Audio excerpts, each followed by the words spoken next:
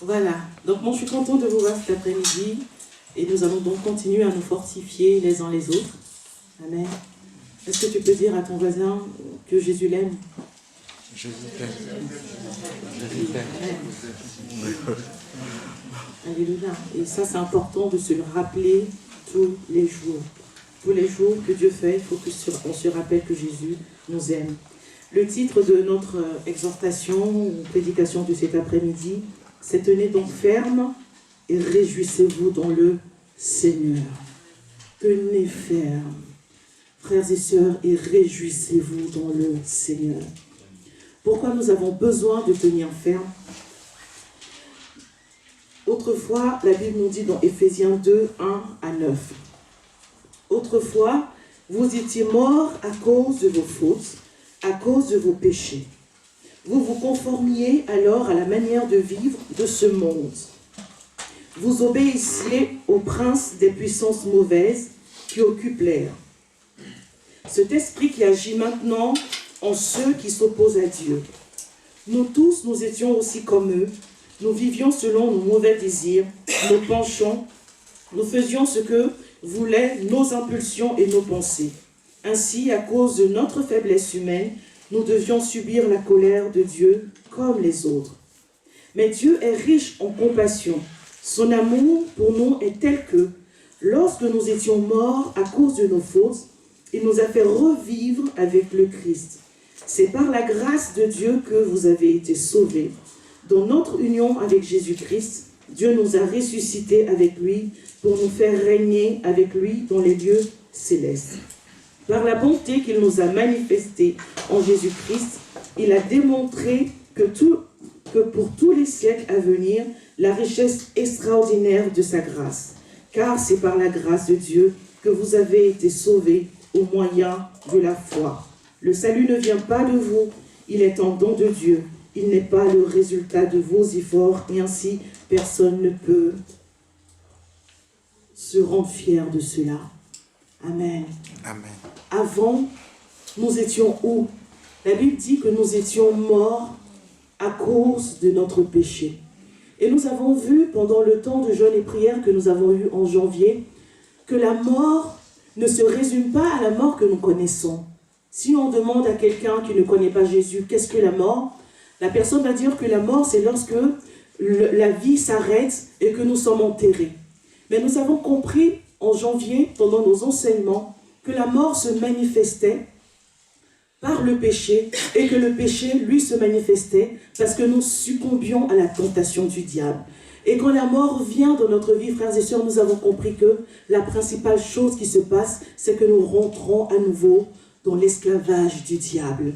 Et comme Maman Baby nous l'a rappelé, lorsque c'est le diable qui règne dans nos vies, eh bien nous passons vraiment par l'oppression, nous passons par la souffrance.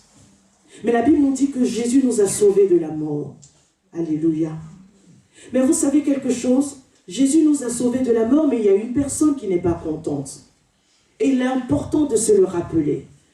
Vraiment, avec Maman Baby, on n'était pas ensemble quand je préparais le message, mais elle a dit vraiment la vérité. Frères et sœurs, il est important de connaître les manœuvres du diable. Il est important de connaître les manœuvres du diable. Nous avons vu que le diable ne se manifeste pas avec ses cornes. Mais le diable se manifeste par un système de vie. Et ce système de vie commence par la pensée, frères et sœurs. Alléluia.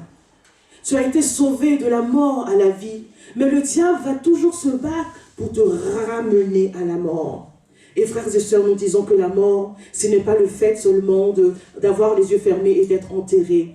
Mais la mort, c'est lorsque nous sommes dans l'aveuglement et que nous ne recevons plus le gouvernement de Dieu. Nous sommes complètement livrés à nous-mêmes et à la merci du diable et des conséquences d'une vie de péché. Les conséquences d'une vie de péché.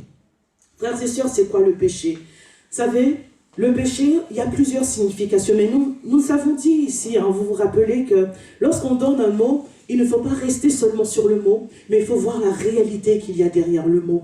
Et derrière le mot péché, frères et sœurs, il y a beaucoup de réalités. Mais aujourd'hui, je vais vous présenter une réalité qu'il y a derrière le mot péché. Le péché, c'est minimiser, c'est arranger à notre sauce, c'est mépriser la parole de Dieu. lorsqu'on minimise la parole de Dieu, lorsqu'on arrange à notre sauce, lorsqu'on méprise la parole de Dieu, frères et sœurs, c'est à un moment-là qu'on est en train de pécher. La parole de Dieu, c'est quoi?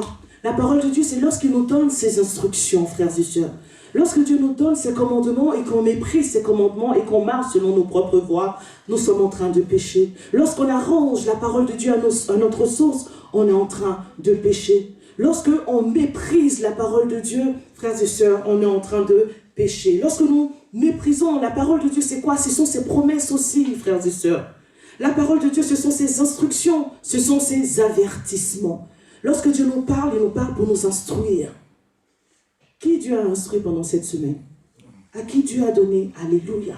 Dieu nous donne des instructions. Amen. Il nous donne des instructions par sa parole. Il nous donne des instructions par les rêves. La Bible nous dit que Dieu parle tantôt d'une manière, tantôt d'une autre, mes frères et sœurs. Nous péchons lorsque nous méprisons, nous minimisons, nous prenons à la légère, ou alors on se lève et puis on arrange à notre sauce, frères et sœurs.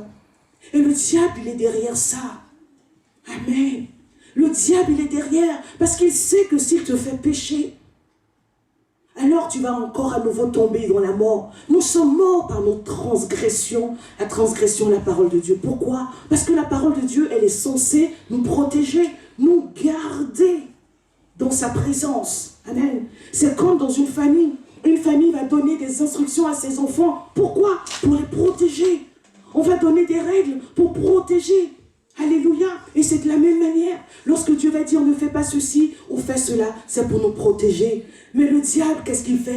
Il sait que si nous on transgresse, on commence à désobéir, on sort de la protection de Dieu. Frères et sœurs, la parole de Dieu, elle n'est pas mystique. Elle est terre à terre, elle est vraie. Un enfant qui ne respecte pas les instructions de sa maison. Un enfant à qui, par exemple, on dit si tu vas à l'école, respecte ton professeur. Mais s'il va à l'école et qu'il commence à manquer de respect, qu'est-ce qui va lui arriver? Est-ce qu'il sera protégé? Alléluia. Quand les parents seront convoqués, est-ce que les parents vont dire non, de toutes les façons, mon enfant a raison, même s'il a transgressé la loi? Non, il sera puni par l'école, mais le parent va aussi le punir. Alléluia. Amen. Donc, frères et sœurs, il n'y a rien de mystique quand on parle de la parole de Dieu. Ce sont les instructions de Dieu, ce sont les recommandations de Dieu, ce sont les promesses aussi de Dieu, les avertissements de Dieu. Le Seigneur va te dire, mon enfant, ne crains rien, je suis avec toi. Peu importe les problèmes, peu importe les besoins que tu as, je suis là, je pourvois à tes besoins. Mais qu'est-ce qu'il va faire le diable? Il va envoyer une situation, il va te dire, ben non, tu sais quoi? Oui, ben tu sais, mais c'est, non, mais voilà, là, le Seigneur, il est en train de traîner et il va te faire mépriser la promesse de Dieu. Or, le Seigneur te dit quoi? Lorsque je te donne la promesse, la prophétie, écris-la. Elle arrivera certainement, mais le diable va te faire douter, il va te faire mépriser, frères et sœurs. Lorsque tu donnes une parole, tu fais une promesse à ton enfant, tu lui dis, tu sais, je vais venir à midi, ne bouge pas, je vais venir faire à manger, ne t'inquiète pas, frères et sœurs. Et que ton enfant sort à midi, il oublie que tu lui as dit, non, non, il ne faut pas sortir, je vais venir faire à manger. À midi une, il voit que maman ou papa n'est pas encore là, et il va manger chez le voisin. Qu'est-ce que l'enfant a fait? Il a méprisé la promesse des parents. Alléluia. Ça veut dire que la promesse que les parents ont donnée ne sert à rien. Dis à quelqu'un, frères et sœurs, la parole de Dieu, ce n'est pas mystique. La parole de Dieu, c'est pas mystique. La parole de Dieu, c'est la vérité. Alors c'est ce que le diable va faire pour te faire sortir de la promesse, pour te faire sortir de la protection, pour te faire sortir de la grâce de Dieu. Il va te pousser à pécher. Frères et sœurs, et nous étions morts. Amen. Mais le Seigneur nous a ramenés à la vie et dit à quelqu'un, il va falloir que tu tiennes ferme dans la vie. Il va falloir que tu tiennes Alléluia. ferme dans la vie. Maintiens ta position. Amen. Parce que nous avons vu que lorsque nous naissons de nouveau, le processus continue. Alléluia. Lorsque nous naissons de nouveau, la transformation commence. Et le diable va tout faire pour ne pas que tu sois transformé. Il va tout faire pour que tu continues à garder ta vieille mentalité. Frères et sœurs, on va se dire la vérité. Si vraiment, avant d'accepter Jésus, ta vie était tellement si bien et que ta manière de penser, tout ce que tu faisais était bien, tu étais en paix, tu étais bien, tu aurais accepté Jésus. Alléluia. Qui aurait accepté Jésus si vraiment tout ce qu'il faisait était bien? Pourquoi nous avons accepté Jésus? Parce que nous avons pris conscience qu'il y avait des choses qui n'allaient pas. Mais pourquoi le diable, lorsqu'il vient maintenant nous convaincre de ne pas changer notre manière de faire les choses, on est d'accord avec lui? Parce que c'est difficile? Oui, je suis d'accord avec vous. Mes frères et sœurs, pour changer, le Saint-Esprit va nous faire passer par la sanctification. Et la sanctification, c'est pas... Oui, Amen. C'est pas agréable. On avait vu la dernière fois, quand le Saint-Esprit nous fait passer par la sanctification, vous avez vu quelqu'un qu'on opère, vous êtes déjà allé dans un bloc opératoire où il y a une tumeur, il faut enlever la tumeur. Frères et sœurs, c'est pas agréable, ça sent pas bon, mais c'est pour notre bien. Mais le diable va tout faire pour ne pas que tu changes. Le diable va tout faire pour ne pas te laisser sanctifier. Dis à quelqu'un, il faut que tu tiennes ferme. Il faut que tu tiennes ferme. Alléluia. Oui, autrefois, nous étions des pécheurs. Autrefois, nous étions morts. Mais aujourd'hui, Matthieu 5, 13, 16 nous dit, vous êtes le sel de la terre. Si ce sel perd sa saveur, avec quoi le salera-t-on? Ce sel ne veut plus rien, il ne vaut plus rien. Il n'est bon qu'à être jeté dehors et piétiné. Vous êtes la lumière du monde. Une ville au sommet d'une colline n'échappe pas au regard. Il en est de même d'une lampe. Si on l'allume, ce n'est pas pour la mettre sous une mesure à grain. Au contraire, on la fixe sur un pied de lampe pour qu'elle éclaire tous ceux qui sont dans la maison. C'est ainsi que votre lumière doit briller devant tous les hommes pour qu'ils voient bien que vous faites et qu'ils en attribuent la gloire à votre Père Céleste. Pour qu'ils voient bien tout ce que vous faites et qu'ils en attribuent la gloire à votre Père Céleste. Aujourd'hui, frères et sœurs, lorsque nous avons accepté Jésus, nous sommes la lumière et le sel de la terre. Est-ce que tu peux faire ça? Je suis la lumière. Je suis la lumière. Je suis le sel. Frères et sœurs, on nous dit que le sel est là pour donner de la saveur à la vie de quelqu'un. La lumière est là pour éclairer, pour montrer le chemin à quelqu'un. Lorsqu'on allume la lumière, on ne la cache pas. Et si le sel perd de sa saveur, il ne sert plus à rien. Et voilà ce que le diable veut faire. Il veut te faire perdre ta saveur, frères et sœurs. Dis à quelqu'un, tiens ferme. Tiens ferme. Tiens ferme parce que le diable est en guerre contre toi. Toi, tu ne le sais pas, mais dès le jour où tu as donné ta vie à Christ, le diable a multiplié sa guerre par 3. Parce que depuis le jour où tu es né, déjà, il est en guerre contre toi. Alléluia. Et le jour où tu as donné ta vie à Christ, c'est devenu encore pire. Parce que tu es devenu encore plus dangereux pour lui. Frères et sœurs, dis à quelqu'un, tiens ferme. Parce que tu ne le sais pas, mais en marchant dans ce monde, tu es en guerre. Quand tu vas au travail, tu es en guerre. Quand tu vas à l'école, tu es en guerre. Quand tu te lèves le matin dans ta relation avec ton frère et ta soeur, dans ta relation de couple, tu es en guerre. Parce que le diable est là, il ne dort pas. De la même manière que Dieu ne sommeille, il ne dort. Le diable ne dort pas. Frères et sœurs, que tu sois en Christ ou pas, le diable ne dort pas. Tiens ferme, parce que tu es en guerre. Et l'enjeu de cette guerre-là, c'est ta vie, frères et sœurs. C'est ta vie, ce n'est pas d'abord la vie du monde, mais c'est d'abord ta vie. C'est lorsque toi, tu seras en vie, que le monde recevra la vie à travers toi. Mais le diable ne voudra pas te laisser briller. Au contraire, il va tout faire en sorte pour étouffer ta lumière. Il va te pousser de telle sorte que tu perdes ta saveur. Alléluia. Notre saveur, le pasteur nous l'a dit, c'est dans le caractère qu'on le voit. Alléluia. C'est notre caractère qui va déterminer la saveur que nous avons. C'est notre comportement qui va déterminer la saveur que nous avons. Notre comportement vis-à-vis de Dieu d'abord. Notre comportement vis-à-vis de nous-mêmes, frères et sœurs. Et notre comportement vis-à-vis des autres. Dis à quelqu'un, tiens ferme. Tiens ferme. Ne baisse pas les bras. Aujourd'hui, Éphésiens 2, 10 nous dit, en effet, nous sommes l'œuvre de Dieu. Il nous a créés, unis avec Jésus, pour que nous menions une vie riche en actions, pleine de bonté, celle qu'il a préparée d'avance, afin que nous les pratiquions. Voilà ce que Dieu veut que nous fassions. Alléluia. Dis à quelqu'un, tu as été sauvé pour pratiquer les bonnes œuvres. Tu as été sauvé pour... Non, il faut qu'on arrête de se mentir. Ça fait un moment que je le répète, je vais encore le répéter aujourd'hui. Parce que nous sommes dans l'année de la résurrection. C'est une année où ça suffit. Et on en a marre que le diable vienne nous manipuler, frères et sœurs. On en a marre que le diable vienne nous tromper. Il vient nous donner des illusions. Et il vient nous donner des priorités qui ne sont pas des priorités. Frères et sœurs, le Seigneur dit cherchez le royaume des cieux. Et le reste sera quoi? Suivra. Aïe. Alléluia. Frères et sœurs, le reste fera quoi? Suivra. Nous Nous n'avons pas à courir après les choses du monde. Nous n'avons pas à courir comme le monde court, frères et sœurs. Nous devons rechercher nos priorités. Et notre priorité, frères et sœurs, lorsque nous avons été sauvés, c'est pour accomplir les œuvres bonnes. Nous sommes les ambassadeurs de Christ dans ce monde. Frères et sœurs, nous sommes les ambassadeurs de Christ dans nos familles. Nous sommes les ambassadeurs de Christ. Nous sommes les ambassadeurs de Christ dans l'Église. Frères et sœurs, nous sommes les ambassadeurs de Christ. Ne l'oublions pas. Vraiment, ne l'oublions pas. Parce que le diable lutte afin de nous empêcher d'accomplir l'œuvre de Dieu, frères et sœurs. Oui, le problème du diable, c'est dans 1 Pierre 5, 8 à 9. Le Seigneur a fait de nous le sel de la terre, la lumière du monde. Il a préparé des œuvres bonnes pour que nous les pratiquions, mais le diable ne va pas laisser faire. Le diable ne va pas te regarder en souriant, en disant « Waouh, bravo, tu es un bon chrétien, génial, tu as reçu la puissance et tu as reçu l'onction de Dieu.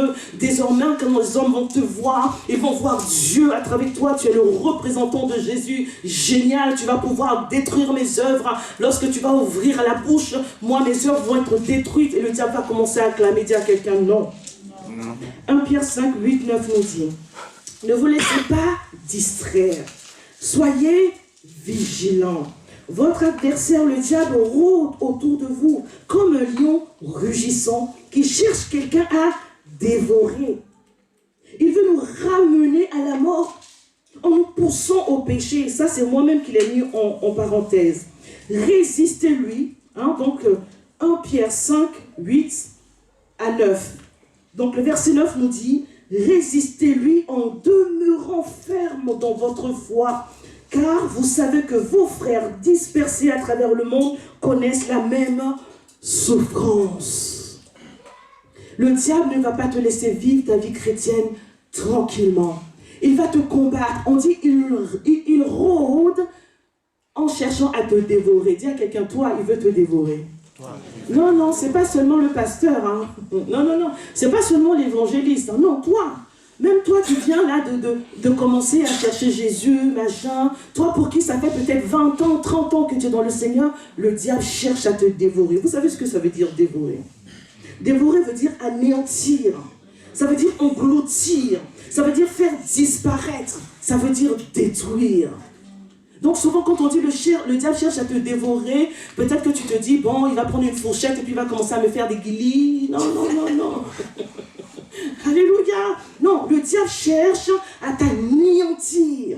Il cherche à t'engloutir. Vous avez déjà vu, quand on engloutit, vous avez vu un serpent engloutir. Et qui ressemble, c'est qui le serpent? On dit le diable. Et vous savez ce qu'il veut engloutir? Il veut engloutir la nouvelle nature qui est en toi. Le nouvel homme qui est en toi, cette nouvelle personne en Christ qui est en toi, il veut l'étouffer, il veut l'anéantir, il veut le détruire, il veut que cette personne-là ne se manifeste jamais. Alors il envoie, alors il rôde, et puis il te tente, et en plus il te séduit, en plus il t'oppresse, il te harcèle. Dis avec moi, ça suffit le harcèlement. Mais tu sais comment le harcèlement va stopper? Tu crois que c'est le diable qui va arrêter? Alléluia. Depuis le temps, la Bible nous dit quoi? Que même lorsque Jésus a chassé Satan, il lui a dit, arrière de moi Satan. Qu'est-ce qui s'est passé? La Bible nous dit qu'il se retira, cherchant une occasion favorable. Si Jésus qui était le bois frais, Satan ne l'a pas laissé, c'est pas toi et moi qui va laisser, frères et sœurs. Voilà pourquoi le Seigneur veut encore que cet après-midi, on puisse se le rappeler qu'on est en guerre. Alléluia. Tu le sais déjà. Mais quelquefois, on a tendance en cours de chemin, tu sais, quand on a eu une bonne bénédiction, vous savez, on est revenu dans une belle salle. Peut-être que dans ta vie, tu as des victoires. Peut-être que tu as réussi. Et puis, on s'oublie un peu. On commence à vouloir dormir un peu. On commence à vouloir nous reposer sur nos acquis. Dis à quelqu'un, ne dors pas. Ne dors pas. Il dit, soyez vigilants. Alléluia. Il dit, ne vous laissez pas distraire. Ne vous laissez pas distraire parce qu'il sait que c'est comme ça que le diable agit pour nous faire pécher. C'est dans la distraction, frères et sœurs. Dans la distraction que le diable maintenant vient nous faire tomber. Alléluia. Faisons très attention. Oh, frères et sœurs, vous savez, nous sommes dans ce monde. Et Jésus, il savait le danger qu'on courait. Il dit, Père, ils sont dans ce monde, mais ils ne font pas partie de ce monde. Voilà pourquoi je te demande de les préserver du diable. Et lorsque Jésus nous a appris à prier, il a dit tout ce qu'il avait. Et à la fin, il a dit quoi? Lorsque vous priez, dites au Seigneur, ne nous livre pas à la tentation. C'est une prière de guerre, frères et sœurs. C'est une prière de guerre. C'est une prière qui nous permet de nous maintenir dans nos positions. Parce que oui, la tentation, elle est là. Le danger est là. Alléluia. Et nous devons être vigilants. Alléluia. Dis à quelqu'un, je ne veux pas mourir. Oui, parce que c'est le péché qui nous emmène à la mort. C'est le péché qui permet au diable de nous oppresser. C'est le péché qui permet au diable d'apporter la dépression dans ta vie. C'est le péché qui permet au diable d'apporter le découragement. C'est le péché qui permet au diable de t'empêcher d'entendre la voix de Dieu. C'est le péché qui fait en sorte que le doute s'installe. Et lorsque toutes ces choses sont installées dans ta vie, frère, le cycle de la mort commence. Dis, je ne veux pas mourir. Je ne veux pas mourir. Alléluia. Oui, frères et sœurs, tiens ferme. Vous savez, le diable ne veut pas nous laisser tranquilles parce qu'il sait que un vase qui est vil devient inutile. On le voit dans 2 Timothée 2, 20 à 22. Or, la Bible dit que nous sommes les vases de Dieu.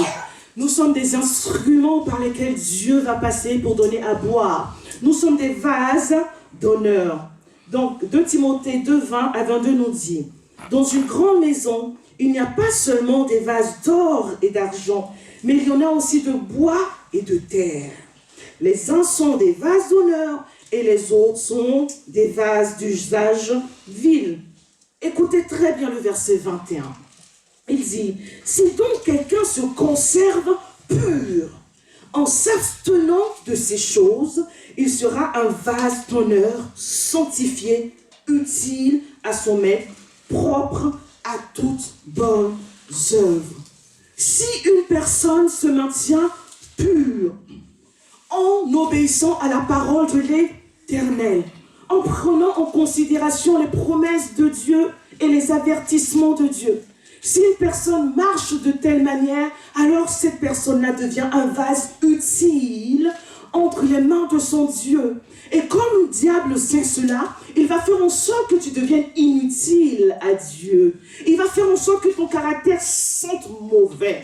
Il va faire en sorte que même toi-même, tu ne te supportes pas personnellement. Quand tu es seul avec toi-même, tu as envie de te fuir même toi-même. Le diable va faire en sorte que tu te détestes toi-même et que tous les gens autour de toi te détestent. Le diable va faire en sorte que les gens, quand ils te regardent, ils vont dire, mais à quoi même sert cette vie? Et que toi-même, quand tu t'assois comme ça le soir, tu te dis, mon Dieu, à quoi sert ma vie? Franchement, je ne sers à rien dans ce monde. Voici ce que le diable est en train de faire. Alors qu'en réalité, tu es un vase d'honneur. Un vase d'honneur. Est-ce que tu peux dire avec moi, je suis un vase d'honneur? Tu es un vase utile, frères et sœurs. Tu es un vase, le pasteur nous le dit, et on le répète souvent, nous ne sommes pas nés en vain. Ce n'est pas par hasard que toi et moi, nous sommes dans ce monde. Nous sommes là pour répondre à un besoin. Frères et sœurs, tu es peut-être là pour répondre aux besoins de ta femme, aux besoins de ton mari. C'est grâce à toi que tes enfants vont s'épanouir. C'est grâce à toi que tes parents vont s'épanouir. C'est grâce à toi que ce collègue de travail-là va pouvoir s'épanouir. Frères et sœurs, combien de fois le Seigneur ne t'a pas utilisé pour sauver de la mort une personne? Rien que quelquefois, même par un sourire. Alléluia. Le diable veut te voler ton sourire. Dis à quelqu'un, non, je refuse d'être volé. Je refuse que le diable fasse de moi un vase vide. Je suis trop important. Est-ce que tu peux dire, je suis trop important? Je suis trop important. Tu es important parce que tu es entre les mains de Dieu, en train d'être utilisé par le Saint-Esprit. Alors ne laisse pas le monde te détourner. Ne laisse pas le diable te détourner à travers le monde. Ne laisse pas le diable te détourner à travers les épreuves. Ne laisse pas le diable te détourner. Il va le faire tous les jours, à chaque minute, à chaque seconde. Dis à quelqu'un, lutte. Ah oui, il va falloir que tu combattes. C'est une guerre réelle. Elle est spirituelle, tu ne le vois pas avec tes yeux, mes frères et sœurs. La représentation du diable, nous avons vu que c'est le monde et c'est la chair. C'est le monde, le mode de vie du monde, le système qui gouverne le monde, la manière de penser du monde. C'est ça, par là que le diable passe pour nous atteindre. Et c'est aussi par notre chair. Par notre chair, cette nature-là qui a été pervertie, elle a des instincts bizarres. Elle a des besoins qui ne sont pas normaux. Alléluia. C'est pas parce qu'on commence à ressentir des choses, c'est pas parce qu'on commence à avoir des trucs bizarres là qui se manifestent qu'on va commencer à dire oui, c'est normal parce que c'est ce que je ressens. Non, frères et sœurs, on peut ressentir des choses qui sont nuisibles. Dis avec moi, je refuse. Je refuse. Alléluia, j'ai regardé un film chrétien ivoirien hier, vraiment. Il montrait vraiment comment le diable est rentré dans la vie des chrétiens. Et puis, c'est pas dans un souci de jugement, comme quelquefois on peut le voir, mais c'est vraiment dans un souci de nous alerter. Et ça a confirmé la prédication que je devais apporter. Pendant toute la semaine, le Seigneur m'a dit, rappelle à mes enfants qu'ils sont en guerre. Parce que le Seigneur ne veut pas que nous soyons ignorants. À Adam, il y a Ève, il a dit, j'ai placé l'arbre de vie. Mais attention, il y a aussi l'arbre de la connaissance du bien et du mal. Donc on ne peut pas vivre comme ça, comme des fous. Alléluia. Là, je parle comme une Ivoirienne. Amen. On ne peut pas vivre comme des insensés. Hein. La Bible dit insensés, mais moi j'utilise le mot fou. Amen. Et puis nous les Africains, on sait les vrais fous. Les fous de France, ça c'est pas des fous. Non mais vrai. Il y a peut-être des jeunes qui ne sont pas nés en Afrique, mais nous on peut vous expliquer les fous d'Afrique. Oh Seigneur. Tu as déjà vu quelqu'un marcher nu? Sans rien. Il n'y a même pas de culotte, de trucs de bananier pour dire que... Il n'y a rien. Et puis quand il marche comme ça, mais il croit que le monde lui appartient. Parce qu'il pense que c'est lui qui est dans la vérité. Et puis quand il passe même, il te parle comme ça. Et puis il y a même des fous qui te font à toi comme ça, tu es fou. Il te lance des pierres. Il te lance même des pierres. Frères et sœurs, nous ne pouvons pas marcher dans la vie comme des fous. Nous devons discerner. Dis à quelqu'un, discerne. Et fais attention à l'arbre de la connaissance du bien et du mal. Non, le diable ne regarde pas ton âge. Il n'en a rien à faire. Alléluia, vous connaissez cette chanson-là d'un Camerounais qui dit « Mousiko, ah Mousiko, tu es un bandit, Mousiko. Tu ne respectes pas le président, Mousiko. Tu piques même le pape, Moustique. Lui, il ne regarde pas que tu sois pauvre, que tu sois blanc, que tu sois noir, que tu sois vieux, que tu sois jeune. Le diable, il n'a aucune considération pour personne. Frères et sœurs, Jésus ne l'a pas laissé. Donc pourquoi toi tu crois que le diable va te laisser? Pourquoi toi tu ne peux pas discerner? Alléluia. Quand je dis toi là, c'est pour ça que je dis toi, je ne dis pas vous, je dis toi en même temps je suis dedans aussi. Amen. Vous voyez quand je prêche comme ça avec conviction, frère, je sais ce que le péché fait. Voilà pourquoi je parle, quand je parle du péché, je parle avec colère. Je ne rigole pas avec le péché. Je rigole pas avec le péché. Je sais ce que le péché a fait dans ma vie. En tant que chrétien, quand tu crois que ça va, toi tu pries, toi tu es évangéliste, toi tu es chrétien depuis, toi tu es machin. Non! Le diable ne va pas te laisser. Il va faire en sorte que tu perds ta saveur. Je sais ce que le péché fait, frères et sœurs. Et si toi aussi tu sais ce que le péché fait, il est important que tu te révoltes. Frères et sœurs, j'ai dit à Satan une fois, mais je te jure pas 2 fois. Non, vraiment, mon mari, quand Mika commence à juger, je dis, je ne jure pas. Mais là, quand je suis en face de Satan comme ça, par rapport à cette histoire, je te jure, Satan, pas 2 fois. Je te prouve. Frères et sœurs, pourquoi est-ce qu'en tant que chrétien, tu dors la nuit, tu as l'impression d'avoir des présences? Hein?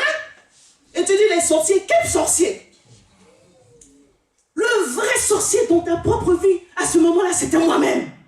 J'étais la propre sorcière de ma vie. Parce que c'est ce que je faisais qui ouvrait la porte au diable pour m'oppresser. La Bible nous dit, nous sommes cachés dans les lieux célestes en Christ Jésus. Le diable a commencé à rôder autour de ma vie. Et moi, j'ai commencé... Vous savez, vous avez déjà fait un rêve où... Là, on va rentrer... Il n'y a pas d'enfants ici. déjà fait un rêve où vous êtes en train d'embrasser quelqu'un? Ou même d'avoir des relations sexuelles, mari de nuit? Quel mari de nuit? De toutes les façons, parlons, donnons même le nom qu'on veut. Mari de nuit, femme de nuit, maîtresse de nuit. Donnons ce qu'on veut, mais la réalité qu'il y a derrière là, c'est pas le sorcier du village. C'est le diable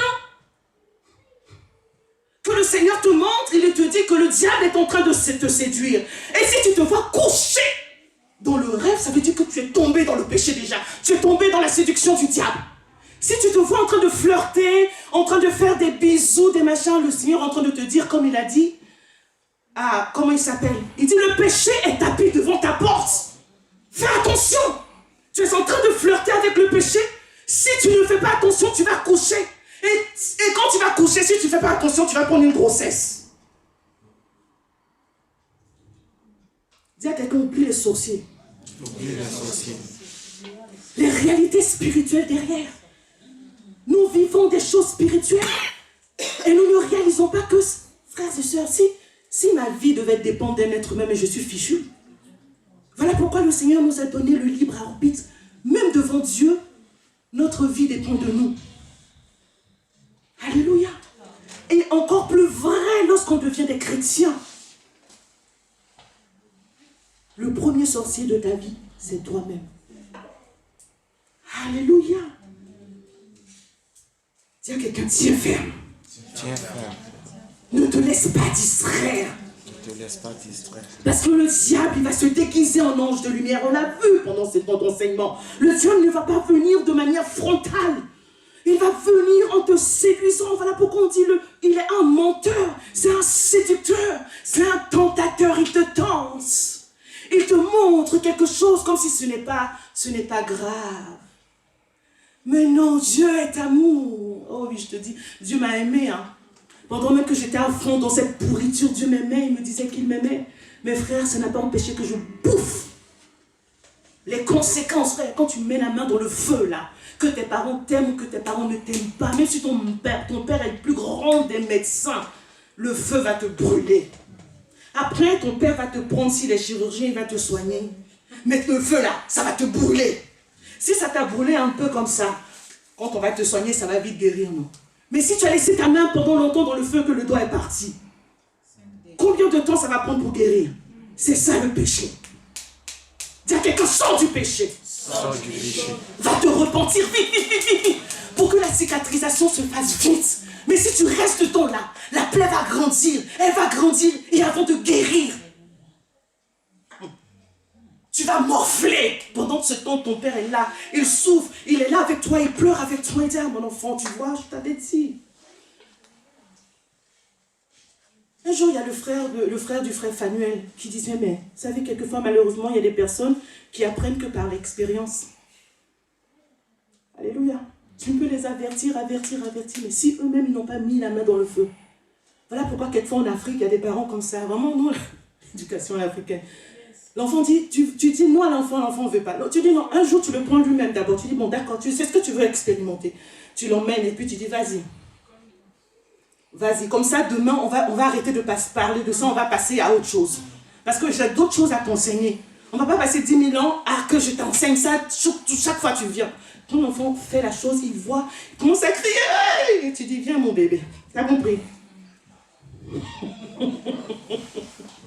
Et après on passe à l'enseignement suivant. Frères et sœurs, ne soyons pas comme les enfants. Amen. Têtu. Non. Quand le Seigneur nous parle, écoutons. Maintenant, vous savez, c'est pour ça que le Saint-Esprit nous emmène dans la sanctification. C'est comme ça qu'il nous enseigne. Quand malgré le fait que tu es chrétien, le Saint-Esprit te laisse bouffer quand même les conséquences de tes affaires, quand il te dit la prochaine fois, il ne te dit pas 2 fois. C'est vrai ou pas? Parce que tu sais que chrétien ou pas chrétien, là, film porno, je n'ai pas le droit de regarder. Chrétien ou pas chrétien, infidélité, j'ai pas le droit. La Bible dit même regarder seulement le mari de quelqu'un ou la femme de quelqu'un. Je n'ai pas le droit. Chrétien ou pas chrétien. Sinon tu vas bouffer. Chrétien ou pas chrétien, je n'ai pas le droit de mentir. Sinon tu vas bouffer. Chrétien ou pas chrétien, je n'ai pas le droit de voler. Sinon tu vas bouffer.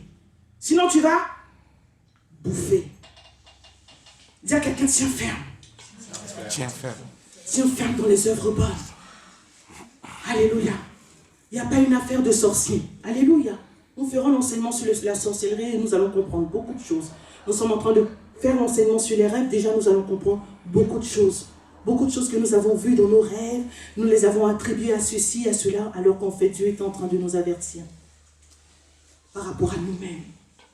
Et si on ne comprend pas ces choses, on va tomber dans le piège. Le diable ne veut pas te laisser briller. Amen. Il veut que tu sois un vase vil, inutile à tes propres yeux. Comment résister et demeurer un vase d'honneur, un vase utile entre les mains de Dieu? Alléluia. Qui aimerait que son frère soit, ou sa femme soit folle ou insensée à côté? Qui? Ta femme, elle est là, elle fait n'importe quoi, elle met les mini-jupes jusque là, elle insulte tout le monde. Qui aimerait que sa femme soit comme ça? Elle part fort partout, toi tu veux être discret, mais vraiment, quand on te demande même si c'est ta femme, tu n'as même pas envie de dire que tu la connais même. Je ne la connais même pas. Amen. Qui a envie que son mari soit comme ça? Amen. Personne. Qui aimerait que ses enfants soient comme ça? Qui aimerait que sa mère ou son père soit dans la rue avec le pantalon déchiré jusque là, hein? Ta maman. Si on te demande, c'est ta maman, tu vas dire non, je ne la connais pas. Amen. Donc pourquoi nous voulons que Dieu accepte certaines choses? Pourquoi nous, on veut que Dieu accepte certaines choses? Alléluia. Vous savez, Dieu nous a fait comme lui. Il sait pourquoi il nous a fait comme lui. Pourquoi il nous a donné des sentiments? Il nous a donné des sentiments. Et le Seigneur nous montre aussi qu'il a des sentiments. Alléluia. Mais au-delà de ses propres sentiments, c'est pour notre propre bien que le Seigneur nous met des règles. Comment résister et demeurer un vase utile? Luc 10, 19 nous dit, voici, je vous ai donné le pouvoir de marcher sur les serpents et les scorpions et sur toute la puissance de l'ennemi et rien ne pourra vous nuire. Ça, c'est la puissance que Dieu nous a donnée. Mais 2 Corinthiens 10, 4, 5 nous dit, mais les armes avec lesquelles nous combattons ne sont pas charnelles, mais elles sont puissantes par la vertu de Dieu pour renverser les forteresses. Nous renversons les raisonnements et toute hauteur qui se lève contre la connaissance de Dieu et nous emmenons toute pensée captive à l'obéissance de Christ. C'est là où se passe notre combat, au niveau des pensées. Tu veux lutter et vaincre contre le diable? C'est par là que ça se passe. Amen. Et Ephésiens 6, 10 nous dit, alors fortifiez-vous dans le Seigneur et par sa force toute puissante, revêtez-vous de toutes les armes de Dieu afin de pouvoir tenir ferme contre les ruses de guerre du diable. Dis à quelqu'un, tiens ferme. Tiens ferme. Contre les ruses de guerre du diable, tiens ferme. Parce que le diable est rusé dans la guerre contre nous. Lui, c'est des ruses qu'il utilise. Il ne vient pas de manière frontale. Car nous n'avons pas à lutter contre la chair et le sang, mais contre les dominations, contre les autorités, contre les princes de ce monde des ténèbres, contre les esprits méchants dans les lieux célestes. C'est pourquoi prenez toutes les armes de Dieu afin de pouvoir résister dans le mauvais jour et tenir ferme après avoir tout surmonté. Tenez donc ferme. Ayez à vos reins la vérité pour ceinture. Revêtez la cuirasse de la justice de Dieu. La justice de Dieu. Dis à quelqu'un, laisse Dieu faire justice pour toi. Laisse Dieu faire justice. Marche selon ce qui est juste devant Dieu. Pas selon ta logique à toi. Non, selon la justice de Dieu. Amen. Mettez pour chaussure à vos pieds le zèle que donne l'évangile de paix. Alléluia. Prenez par-dessus tout le bouclier de la foi. Dis à quelqu'un, la foi. La foi te permettra de combattre et de vaincre le diable. Amen. Donc la foi avec laquelle vous pourrez éteindre tous les traits enflammés du diable. Prenez aussi le casque du salut et l'épée de l'esprit qui est la parole de Dieu. Vous voyez encore combien c'est important de connaître la parole. Alléluia. Parce que c'est l'esprit, c'est l'épée qui va nous permettre, lorsque le diable vient nous tenter, il veut nous faire bouger de notre position. C'est la parole de Dieu que nous allons utiliser pour dire non, je sais la vérité, Satan, arrière de moi. Est-ce que je peux dire Satan dégage? Ça va vous choquer? Même est-ce que toi tu n'as pas envie de dire Satan dégage? Dis avec moi, Satan dégage. Satan dégage. Au nom de Jésus. Non, frères et sœurs, nous sommes des vases d'honneur. C'est le temps pour nous de briller. Le Seigneur dit l'année de la résurrection et de l'affectation. Oh, on a dit, cette année, il n'y aura pas de chômage. Et c'est dans tous les domaines de ta vie, frères et sœurs. Le Seigneur ne t'utilise pas seulement à l'église, mais il t'utilise dans ta famille, il t'utilise dans ton milieu de travail, il t'utilise dans ton milieu scolaire. Dieu a besoin de toi pour sauver les âmes. Alors ne laisse pas le diable te détourner de ta mission en faisant de toi un vase vide par le péché. Amen. Nous avons vu, frères et sœurs, que le péché, c'est lorsque nous méprisons même la promesse de Dieu. Lorsque dans un problème, je commence à douter, je commence à m'inquiéter, je suis en train de pécher. Alléluia. Romains 12, 2 à 21. Alléluia, nous sommes en train d'arriver vers la fin. Ne vous laissez pas modeler par le monde actuel. Tu veux vaincre le diable? Tu veux empêcher le diable de t'ôter ton sel, d'ôter la saveur. Tu veux empêcher le diable de te dévorer. Frères et sœurs, la Bible dit, ne vous laissez pas modeler par le monde actuel, mais laissez-vous transformer par le renouvellement de votre pensée pour pouvoir discerner la volonté de Dieu, ce qui est bon, ce qui lui plaît, ce qui est parfait. Nous sommes vulnérables. Dis à quelqu'un, tu es vulnérable. Tu sais pourquoi tu es vulnérable? Parce que tu es dans ce monde. Voilà pourquoi Jésus lui-même a dit, oui, Père, ils sont vulnérables. Quand ils sont sauvés, leur corps est encore dans ce monde, ils sont vulnérables. Quand ils vont à l'école, ils sont vulnérables. Quand ils font des rencontres, ils sont vulnérables. Frères et sœurs, la vulnérabilité, elle est partout. Et le Seigneur dit, vous êtes dans ce monde, mais faites attention. N'adoptez pas la mentalité de ce monde. C'est par là que le diable passe. La mentalité de ce monde. La manière de penser de ce monde. Oh frères et sœurs, Dieu nous a donné des règles. Et nous voyons dans ce monde que la manière de vivre de ce monde est contraire aux règles de Dieu. Il y a beaucoup de règles qui sont contraires. Pendant un moment, l'Europe a été façonnée par les valeurs chrétiennes. C'est à ce moment-là qu'ils ont arrêté les superstitions. C'est à ce moment-là qu'ils ont commencé à comprendre beaucoup de choses parce qu'ils ont adopté les valeurs chrétiennes. Mais aujourd'hui, qu'est-ce qui se passe? Ils sont en train de rejeter les valeurs chrétiennes. Et qu'est-ce qui est en train de se passer? Frères et sœurs, et nous, quand nous venons dans un pays, nous sommes tentés de vouloir faire comme les gens du pays. Bien sûr, il y a, comment on appelle ça là? L'intégration. Oui, il faut s'intégrer, mais il faut faire attention à la manière dont on s'intègre. Amen. C'est vrai que l'apôtre Paul dit que pour gagner les Romains, il se fait romain. Pour gagner les pauvres, il se fait pauvre. Mais c'est pas parce qu'il a dit ça que quand il était avec les Romains, il partait dans les temples romains faire des orgies. Excusez-moi le terme. Alléluia. Dis à quelqu'un, faisons attention. Non, faisons attention, faisons attention.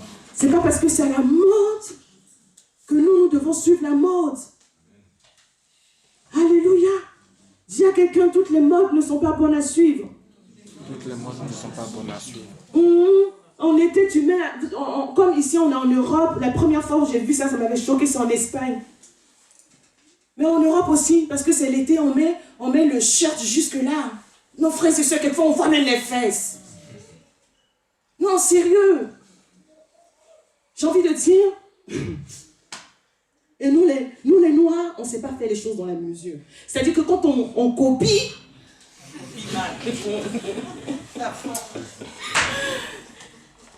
excusez-moi, encore les Européennes là, où elles ont les fesses un peu, excusez-moi, Mais nous, voilà le truc là qui est comme ça. Et toi, tu vas aller mettre le short là comme ça.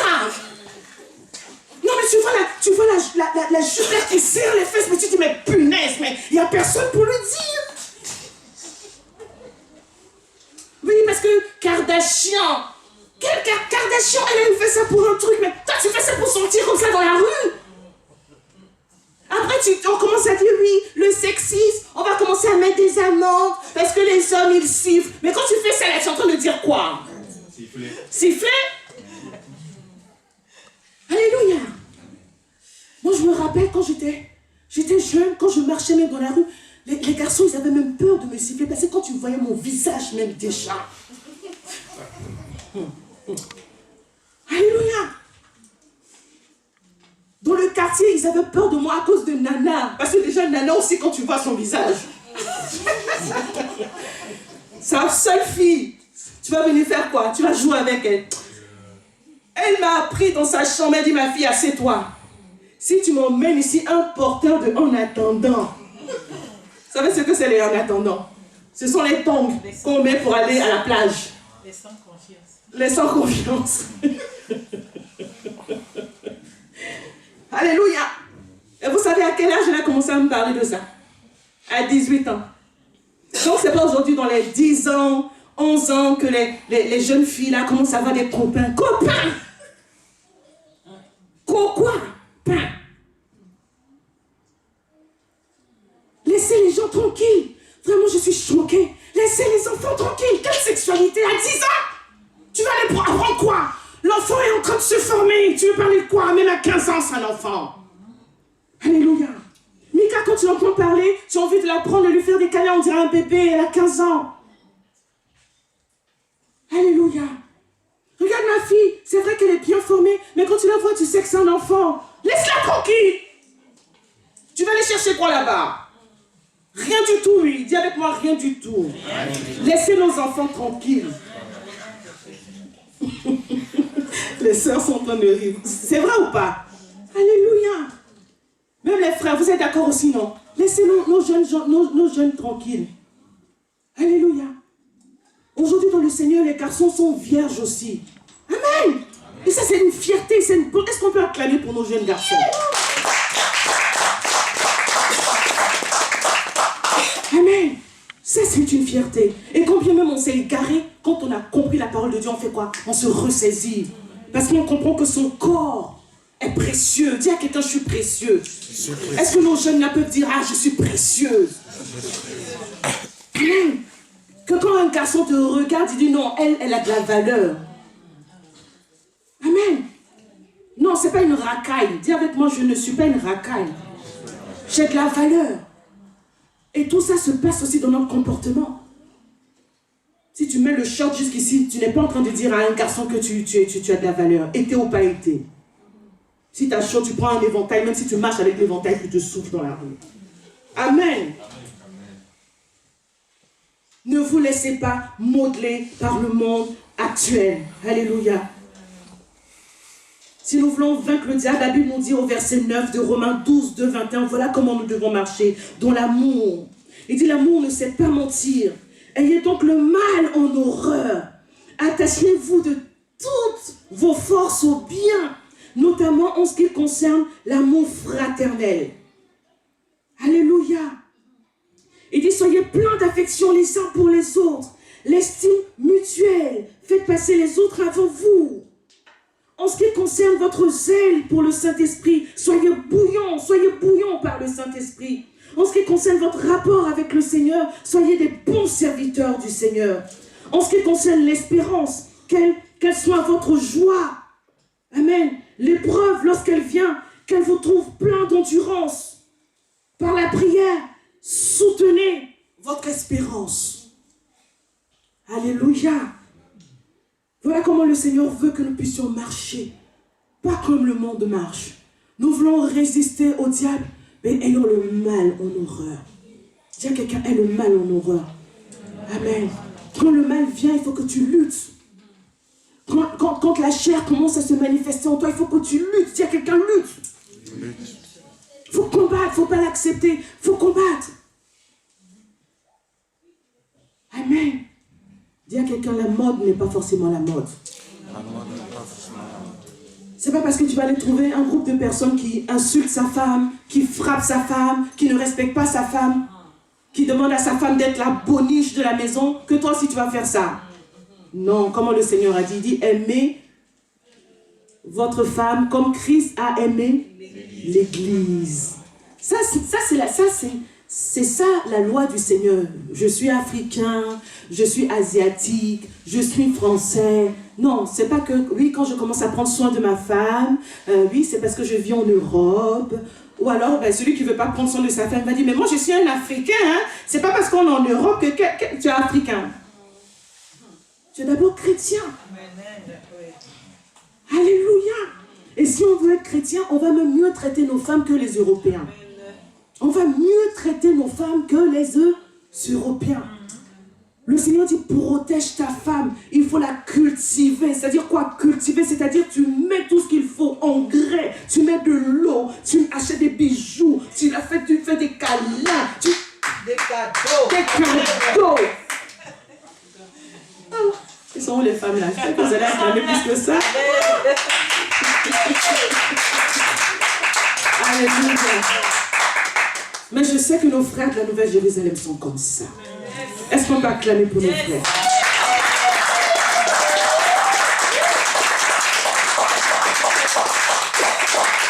Alléluia. C'est pas parce que je suis en Europe maintenant que moi, la femme, je commence à avoir la bouche. Ton mari dit un mot, toi, tu as déjà dit 10 000. Mais quoi? On est en France, hein? Donc, si tu veux manger, va te servir. Et nous les Noirs, là, vous savez, on est des princesses, quoi. Vous savez, c'est dans notre... Quand une femme même commence à te... La main, là, même comme ça. Déjà, même ça t'a fatigué, la main, là, comme ça. Elle t'a même pas touché, mais tu sens les bleus de partout. Alléluia. Mais je sais que nous, ici, les femmes de la Nouvelle Jérusalem, on n'est pas comme ça. Ça n'a pas été aussi convaincant que pour les papas, hein. Il y a des papas qui disent, je dis, moi, ma femme là, quand je dis un mot, elle a déjà dit 1000, hein. Mais le Seigneur va nous changer. Amen. Le Saint-Esprit est en train de nous transformer. Alléluia. C'est pas parce qu'on est jeune en France que maintenant, à 15 ans, maintenant on est là, avec son copain, hein? Et puis on va s'asseoir dans la rue, là, en plein milieu, et puis on s'assoit, et puis on commence à se bécoter. Béco quoi? Hein? À 15 ans, ou même 16 ans, même 18 ans. Si tu veux commencer à 18 ans, tu ramènes la personne d'abord à la maison. 18 ans même, tu es en train de penser déjà à tes études. Ce n'est pas encore le moment même de commencer à... Alléluia. Si tu vois une jeune fille commencer à tourner autour, hein? Ah, mais ton frère, il est beau, hein? Hein? Ton frère, vraiment, il est beau, hein? Ah, mon frère, il est d'abord pour le Seigneur, hein? Amen. Alléluia. Donc, c'est pas parce que tous les jeunes le font qu'on va le faire aussi. Ne vous laissez pas couler dans le moule de ce monde. Ne vous laissez pas couler dans le moule de ce monde. C'est pas parce que tout le monde fait des magouilles à la CAF. Oh, ma soeur. Non, non, non. Tu sais quoi, faut pas te marier, hein. Non. Il faut que tu te déclares femme célibataire. Comme ça, tu auras les allocations de la CAF. Il est chez toi et quand tu auras les contrôles, tu prends ses affaires et tu vas le déposer chez le voisin. Ah, nous-mêmes on sait, non? Alléluia. Ne vous laissez pas couler dans les habitudes parce que le diable veut éteindre ta lumière. Quand tu fais ça là, et puis tu le fais avec un païen, le païen te voit faire, et puis un jour tu vas le voir. Lui, tu sais, Jésus t'aime. Ah, ben Jésus va s'occuper de... Ah bon, donc Jésus, pour s'occuper de tes problèmes, il te pousse à faire des magouilles. Dis à quelqu'un, tiens ferme. Tiens ferme. Alléluia. Et pour finir, vous savez comment nous allons tenir ferme. Philippiens 4 nous dit. Et oui, là j'avais marqué un mot pour les jeunes. Il dit 2 Timothée 2, 22. Fuis les passions de la jeunesse. Recherche la justice, la foi, l'amour, la paix, avec ceux qui invoquent le Seigneur d'un cœur pur. Avec ceux qui invoquent le Seigneur d'un cœur pur. Un cœur pur. Amen. Car les mauvaises compagnies corrompent les bonnes mœurs. Quand tu vas dans le monde, ce n'est pas au monde de te convertir en tant que jeune, mais c'est à toi de convertir le monde en tant que jeune. Oh, est-ce qu'il y a des jeunes dynamiques dans cette salle? Est-ce qu'il y a des jeunes qui sont passionnés de Jésus dans cette salle? Alléluia. Est-ce qu'on peut acclamer pour nos jeunes? Alléluia. Des jeunes dynamiques, passionnés pour le Seigneur. Amen. C'est Shekinah qui rendait témoignage pour notre frère là. Elle dit, ah oui maman, lui, dès qu'on commence à mettre l'adoration, il est déjà dans la présence de Dieu. Amen. Que le Seigneur te fortifie, continue sur cette lancée mon fils. Alléluia. Elle dit, il est passionné de Jésus. Quand il parle de Jésus, on voit qu'il a une relation avec Jésus. Tu as quel âge s'il te plaît? 18 ans. 18 ans. Est-ce qu'on peut acclamer pour lui? En plus, il n'est pas né dans une famille chrétienne. C'est vrai ou pas? Il a cherché son Dieu, il a rencontré une relation passionnée avec lui. Amen. Nos jeunes aussi sont nés dans l'église, mais ils aiment leur Dieu. Alléluia. Au lieu que les samedis, ils aillent tourner à la part Dieu, ils sont ici, en train de répéter pour le Seigneur. Amen. Ils donnent de leur temps pour leur Dieu. Alléluia. À l'époque, quand les vendredis, on venait s'intercéder, ils étaient là. Quelquefois, je me rappelle à l'époque, Shekinah, elle avait même des devoirs. Je lui disais, Shekinah, viens, on a besoin. Viens répéter. Et elle venait. Alléluia. La tentation est grande pour nos jeunes. Ce n'est pas facile pour nos jeunes frères et sœurs. Et cet après-midi, nous voulons les encourager. Nous voulons dire, nous sommes fiers de vous. Ce n'est pas toujours facile pour vous, mais vous tenez ferme devant le Seigneur. Sincèrement. Amen. Ce n'est pas toujours facile pour eux. Les tentations sont là, mais ils tiennent ferme. Alléluia. Regardez des jeunes comme ça. Notre frère Yanis et notre sœur. À leur âge, ils n'ont pas dit on va aller d'abord en couple, on va d'abord rester pendant 10 ans, et puis après, quand on va voir qu'après 15 ans, on est vraiment fait 15 ans, pour savoir si on est fait l'un pour l'autre 15 ans. Alléluia. Après un chemin un peu, parce qu'ils sont jeunes, ils ont été convaincus par leur Seigneur, et ils ont dit au lieu de brûler, nous allons nous marier. Amen. Et j'en vois d'autres encore qui veulent suivre le même chemin. Est-ce que nous pouvons acclamer pour nos jeunes? Amen. Cet après-midi, Dieu veut t'encourager. Dis à quelqu'un, Dieu veut t'encourager. Dieu veut t'encourager. Voilà pourquoi il te dit, tiens ferme. Parce que la tentation est là. Tiens ferme. Voilà pourquoi il dit dans Philippiens 4:4, réjouissez-vous toujours dans le Seigneur. Je le répète, réjouissez-vous. Vous savez, quand il dit réjouissez-vous ici, ce n'est pas seulement de se réjouir. Mais il dit, trouvez votre joie dans le Seigneur. Alléluia. Ne cherchez pas à trouver votre joie ailleurs, mais trouvez votre joie dans le Seigneur. Que le Seigneur soit le sujet de votre joie. Lorsque vous avez un besoin, c'est dans le Seigneur que vous venez trouver votre joie. Alléluia. Dis à quelqu'un, trouve ta joie dans le Seigneur. Non, c'est pas parce qu'on est chrétien qu'on a une vie morose. Hein. Déjà, quand tu passes même une journée avec le Saint-Esprit, c'est comme si tu as même déjà passé, même ceux qui sont déjà allés en boîte de nuit. C'est comme si tu avais déjà passé même 1 an en boîte de nuit, et ça suffit même pas. Ça n'équivaut même pas. Un jour passé dans la présence de Dieu, lorsque tu passes par des épreuves, des moments difficiles, ou quand les gens te voient, ils disent, mais ça, la personne, elle va mourir. Mais toi, tu es dans ce feu-là. Mais tu comme Shadrach, Meshach et Abednego, non. Dans ce feu-là, tu ne brûles pas. Tu sens même comme s'il y a un ventilateur qui est en train de t'essouffler. Ça vous a déjà arrivé ou pas? Pendant que tu marches dans l'épreuve, tu ne sens pas l'épreuve. Qu'est-ce qui peut être comparé à ça dans ce monde? Alléluia. Dis à quelqu'un, tiens ferme. Parce que le diable va lutter avec toi. Le diable va lutter. Il ne va pas te laisser tranquille. Mais le Seigneur dit, tenez ferme et réjouissez-vous dans le Seigneur. Trouvons notre occasion de réjouissance dans le Seigneur. Amen. nous allons nous lever. Nous allons dire merci à Dieu